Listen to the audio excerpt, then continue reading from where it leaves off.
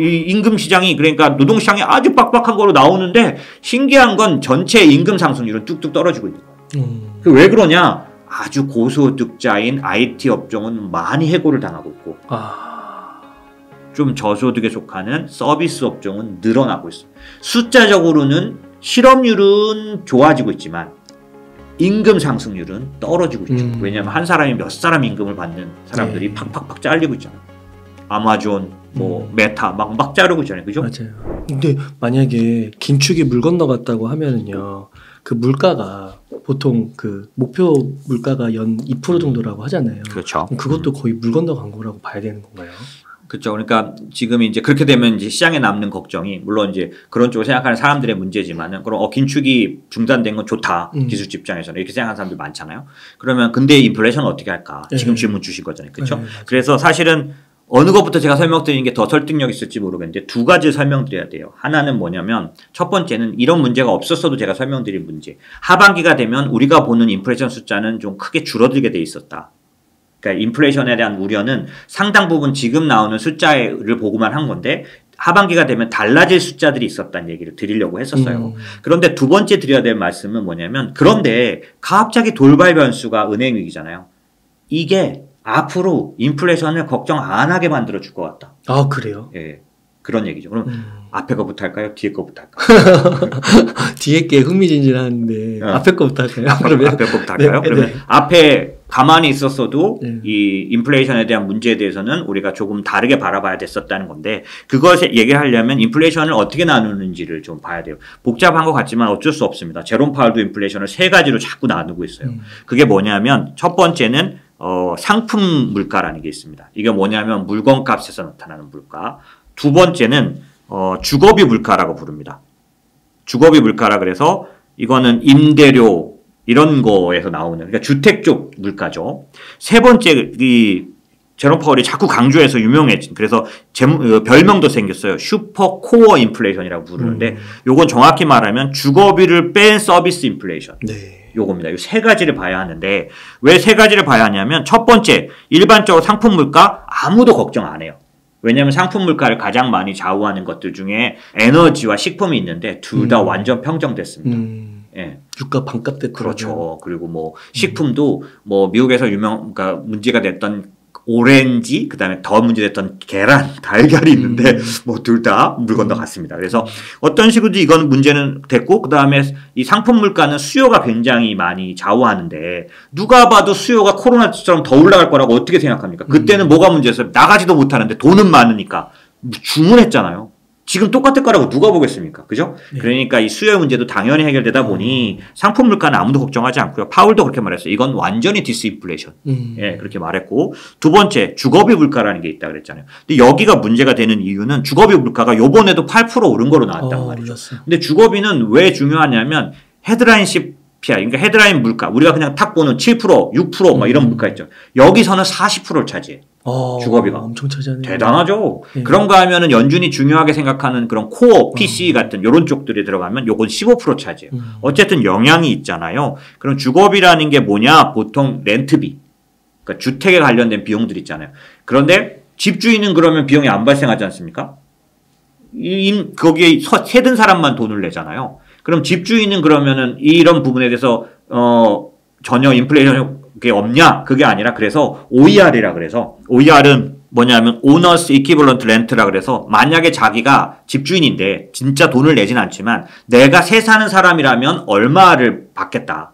이거를 추정을 해요. 그래서 OER 등가임대로라고 하는데 요거하고 그 다음에 렌트비 이런 것들을 주거비라고 하거든요. 근데 이 주거비는 중요한 게 뭐냐면 실제로 떨어져도 지표로 나오는데 최소 1년이 걸린다는 특징이 있어요. 엄청 늦게 나오네요. 네, 시차 차이가 있다는 거죠.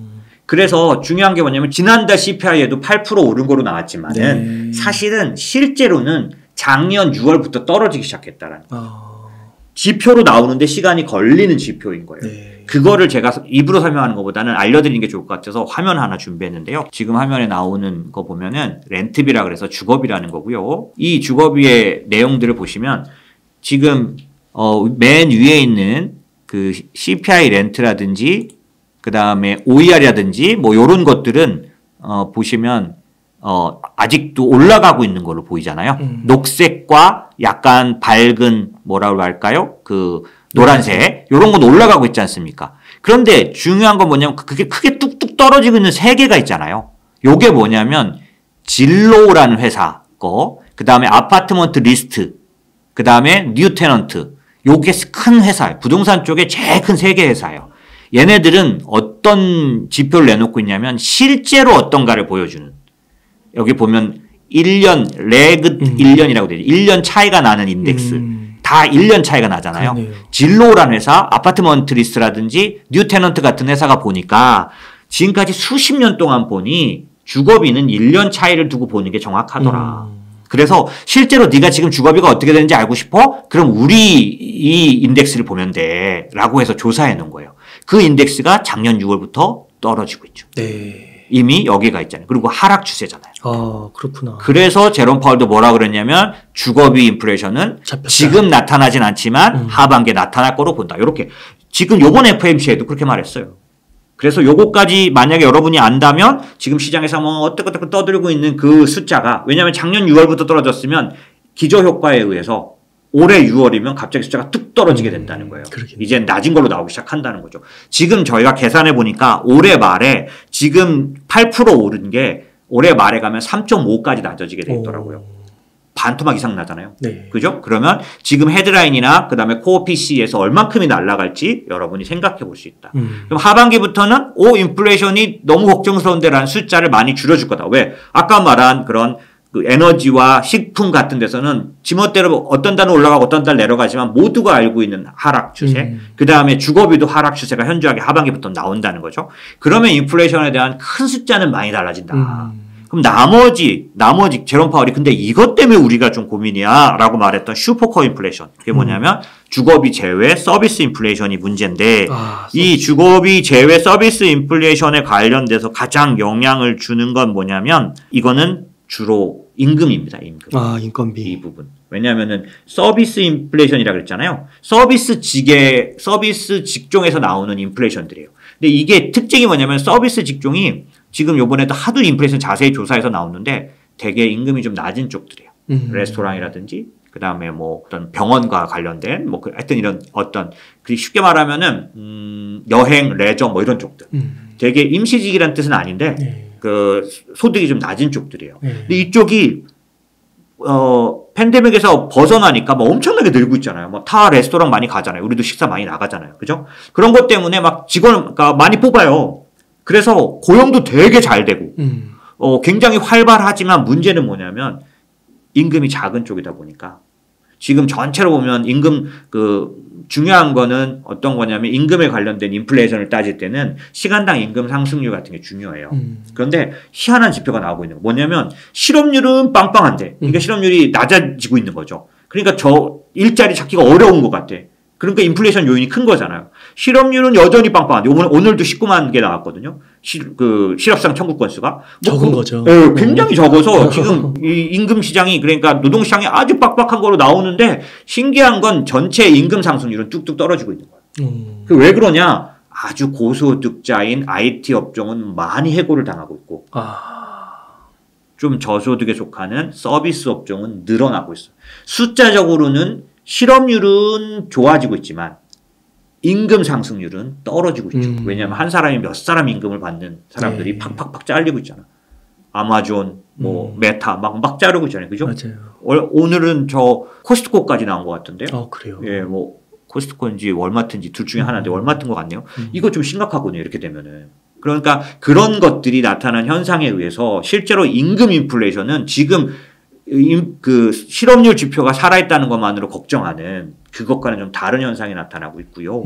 사실 오늘 자세히 설명 못 드리는데 연준이 맹목적으로 자꾸 따르려고 하는 그런 게 있어요. 그게 뭐냐면 실업률이 낮아지면 그러니까 실업률이 낮아진 건 고용이 좋아지면 인플레이션이 나타난다라는 그런 이론이 있는데 그 이론에 의해서 지금도 제롬 파월은 계속 우리가 안심할 수 없어 말한 논리를 말할 때 아까 제가 앞에 거 두 개는 이미 제롬 파월도 좋다고 해결됐다고 말했다고 했잖아요.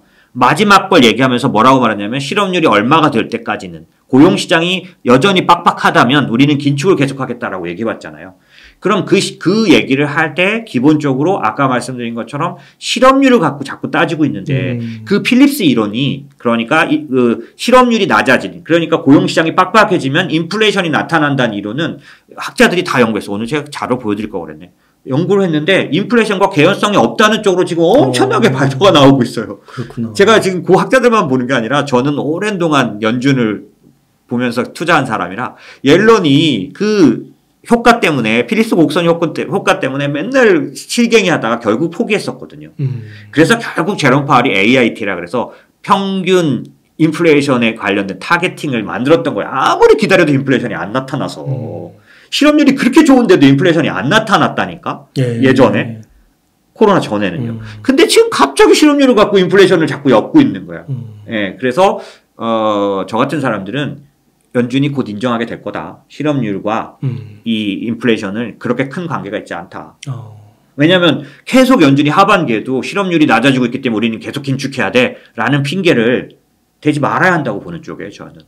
어쨌든 그래서 그런 것들 때문에 기본적으로 실업률에 관련되거나 임금에 대한 관련된 얘기들이 지금 굉장히 걱정스러운 그런 거에 들어가 있는데 하지만 여기서 이제 그 미국의 그 고용시장에 대한 얘기를 한두 가지 더 드려야 되는데 하나는 뭐냐면 제일 큰 요인이죠. 그게 뭐냐면 아까 말씀드린 것 같은 그런 저임금 노동자들은 많이 돌아오고는 있지만 임금 상승률에는 영향을 적게 줄 거라는 포인트하고 두 번째는 미국의 저임금 노동에 굉장히 많은 영향을 끼치던 하나의 팩트가 있는데 그게 뭐냐면 이민자예요.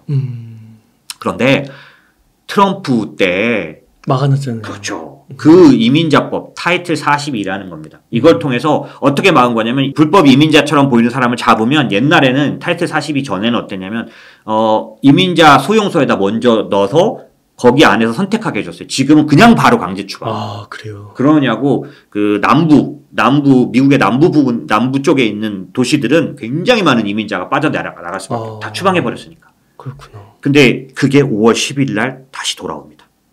타이틀 42가 없어져. 아, 진짜요? 네, 그래서 이민자가 이제 공식적으로 그 일자리로 돌아옵니다. 그렇구나. 네, 그래서 그럼 그거는 어떤 겁니까? 이미 저희 대법원까지 이미 통보해 놓은 상황이에요. 그게 뭐하고 같이 가냐면, 코로나 특별법을 폐지해야 되잖아요. 그죠? 이제 코로나 끝났으니까. 그거 하면서 같이 그때 관련된 법으로 해서 얘를 폐지합니다. 그렇구나. 예, 그러면 이제 곧 하반기에는 굉장히 이민자들의 그게 활발하고 이미 남부 쪽에는 그래서 신기한 거 있죠. 그 고용지표를 이렇게 디테일하게 조사해 보면 남부는 일자리가 엄청 그러니까 고용이 엄청 늘어나고 있는 거예요. 이민자가 이미 들어와서 하고 있는 거죠.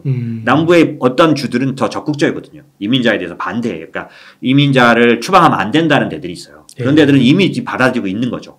근데 위로 가서 잘 사는 동네들은 굉장히 아직 그런 게 안 나타나고 있는데 이게 아마 전반적으로 이민자가 골고루 들어오면서 상당 부분 이런 임금에 대한 그런 부분을 없애줄 거다라고 생각을 할 수 있는 거죠. 그러면 지금 어디까지 말했냐면 기존의 인플레이션 우려에 대한 부분도 지금 은행 위기 같은 거 빼고도 상당 부분 하반기에는 연준의 긴축을 상당히 줄여줄 수 있는 요인이 있었다 이미. 그러네요. 라고 볼 수 있잖아요. 주거비, 슈퍼코어 다 뭐 해소가 어느 정도는 다 되는 거였네요. 시간 지나면. 그렇죠. 예, 그런 면이 하나 있고 두 번째 아까 말씀드린 그런데 이번에 은행위기는 그거를 훨씬 더 강력하게 나타나게 해줄 거다. 이게 무슨 뜻이냐면 이번에 은행위기는 지방은행들의 문제였거든요. 근데 여러분이 알고 계셔야 될 게 미국의 독특한 은행 그 금융 구조가 있는데 희한하게도 시중에 아주 큰 은행들은 대출을 많이 발달시켜 놓지를 않았어요. 그러니까 대출을 아주 엄격하게 합니다. 이거 어디서 나온 거냐면 금융위기 때가 그 은행위기였잖아요. 그래서 도드 프랭크법이라 그래가지고 은행들이 대출 주고 계좌 만들어주는 걸 아주 규제했습니다. 그때 시중은행들은 그걸 아직도 크게 따르고 있어요. 그래서 대출을 막 엄청나게 늘려놓거나 그러질 않아요. 그러니까 자격을 굉장히 타이트하게 보는 거죠. 근데 잘 생각해 보십시오. 미국에도 틀림없이 은행 계좌를 못 만들 만큼의 신용인 사람들이 있어요. 특별히 미국은 파이커 스코어라 그래가지고 은행 계좌를 만드는데 자격을 굉장히 강하게 요구해요. 그게 금융위기의 후유증이에요. 은행들이 도드프랭크법에 의해서 계좌를 함부로 못 줍니다. 그때 막 개한테도 대출 나오고 그렇죠. 막 그 정도였다고. 그렇죠. 그래서 그 이후로 이 바뀐 내용이 뭐냐면 미국 전체 인구의 40%는 은행 계좌 못 만들 상태예요. 와, 40%. 네. 네. 그래서 그렇고 은행 계좌를 만들었지만 대출까지 가는데도 꽤 자격 조건 요구하는 거죠. 그러니까 그러면 잘 생각해 보세요. 시중은행 큰 데들은 그런 자격이 되는 사람들만으로도 대출을 해주면 되는데 나머지 사람들은 그럼 대출을 안 받을까요? 은행 계좌가 필요 없을까요? 있어야 될 거 아니에요. 그러니까 어떻게 그죠? 했을까요? 그래서 그런 사람들에게 주로 대출과 은행으로서의 역할은 어디가 있느냐? 지방은행이에요.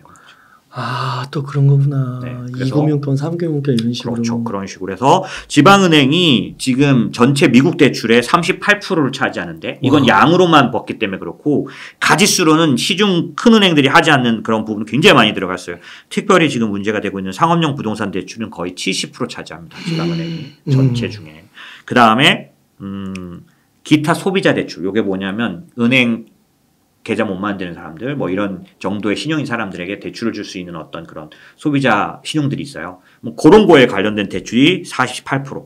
그 다음에 신용카드 대출이 27%. 그러니까 이게 뭐냐면 무슨 얘기냐면 지방은행에 문제가 생기고 나서 이게 이제 연준에 의해서 해결은 될 거라고 본다고 저는 말씀드렸잖아요. 네. 해결되고 나면 무슨 일이 생길 거냐면 이 은행들이 이제 예금이 빠져나간 자리를 메꾸기 위해서 그 대출 줬던 대출들을 회수하는 일들이 마구 일어나게 될 거라는 거죠. 왜?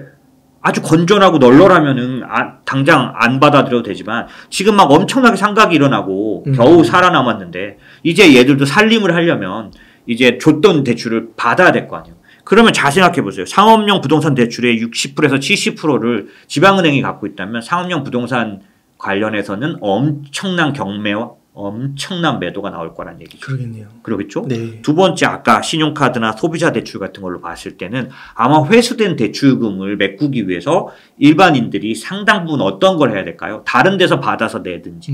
우리도 마찬가지로 우리 대출 있으면 다른 은행 거 받아가지고 갚는 수밖에 더 있나요? 대출 쓴 사람이 갑자기 자기가 돈을 턱 만들어 올 수가 있나요? 그러면 어떻게 되냐면 그 상황에서 그런 상황을 맞은 일반 사람들이 소비를 어떻게 할까요? 줄이겠죠. 당연하죠. 그러니까 지금까지 코로나 때 엄청나게 살포된 현금에 의해서 이상하리만큼 소비가 살아있었는데 이제 지방은행 사태에 의해서 아주 본격적인 소비 경직이 일어날 수 있다. 와, 이게 또 돌고 도는 거네요. 이게. 그렇죠. 그러니까 제 얘기는 뭐냐면 그 위기가 그 정도가 어느 정도까지 갈 거냐라고 보면 사실 현금 살포액이 너무 커서요. 많이 견딜만은 하죠.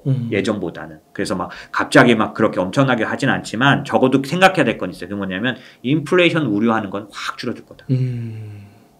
여러 가지 면에서. 네. 그죠? 그리고 이 자기 신용에 부도가 난 사람들이 어떤 식으로든지 간에 일자리나 이런 걸 갖는 것들이 어렵지 않습니까? 여러 가지 문제들에 의해서 뭐 임금 시장 그러니까 노동 시장도 상당 부분 인플레이션 걱정이 덜어지고 그다음에 소비에 의한 그런 것들도 뭐 뭐든지 서비스 지출도 마찬가지 줄어들 거로 보여지잖아요. 그래서 인플레이션에 대한 걱정은 연준에게 있어서는 사실은 이제 될 핑계가 별로 없어질 거다. 두 번째는 그거 말고 전체적으로 돈 쓰는 거를 줄여줄 수밖에 없는 부분이 또 하나 있는데 뭐냐면 민주당이 바이든 정부가 엄청나게 했던 재정 지출을 지금 하나하나 다 돌려놓고 있습니다. 예를 들어서 코로나 때 그 망하지 않게 개인들을 보호하기 위해서 했던 특별한 정책들이 되게 많아요. 예를 들면 그냥 하나 학자금 유예 정책이라는 게 있습니다. 뭐냐면 대학 다니냐고 학자금 대출 받은 사람들이 코로나 때 그거 부도가 막 나버리면은 문제가 되니까 이걸 유예시켜 줬었어요. 요게 8월 말이면 종료됩니다. 다 갚아야 된다는 얘기지. 비싼데. 네, 두 번째 자녀 세액공제. 올해 1월 달에 왜 이렇게 소비가 좋게 나온 줄 아세요? 자녀 세액공제나 그다음에 개인소득세 환급이 한꺼번에 일어났어. 민주당이 요번에 마지막으로 그냥 확 넣어줬어. 왜냐면은 이게 소비가 갑자기 위축될까 봐. 침체가 올까 봐. 그러냐고 1월 달 소비 지표가 엄청 좋아졌었거든요. 근데 그런 거, 그 개인소득세 환급이 둔화되지, 세 번째 자녀세 공제 없어지지, 그 다음에 3월 말 메디케이드라 그래가지고 저소득층 의료비 부담 경감해줬던 거 없애버립니다. 뭐 이런 거 다 없애지면 개인 집안은 어떻게 돼요? 돈이 엄청 들어가겠죠. 덜 이제 세금 돌려받는 게 없어지잖아요. 그러니까 소비를 줄이겠죠. 네, 이런 것들이 한꺼번에 일어날 거라서 아까 말한 지방은행 효과와 그 다음에 민주당의 그런 재정 지출을 이제 몇 년 되돌려야 하거든요. 왜냐하면 조금 있으면 뭐가 올까요? 6월, 7월, 8월 가면은 이제 미국의 예산 부채 한도 그것도 트러블 엄청 커질 거 아니에요. 민주당이 지금 다 대비하고 있거든요. 그런 것들 때문에 가계는 상당히 타이트해질 거다라고 생각하면 그 인플레이션에 대한 그 연준의 그런 걱정은 사실은 이제 혹시 핑계를 대면 될 수는 있을지 모르지만 내용적인 면에서는 우리 같은 사람들이 볼 때 걱정은 상당히 달라진다. 이렇게 봐야 되겠죠.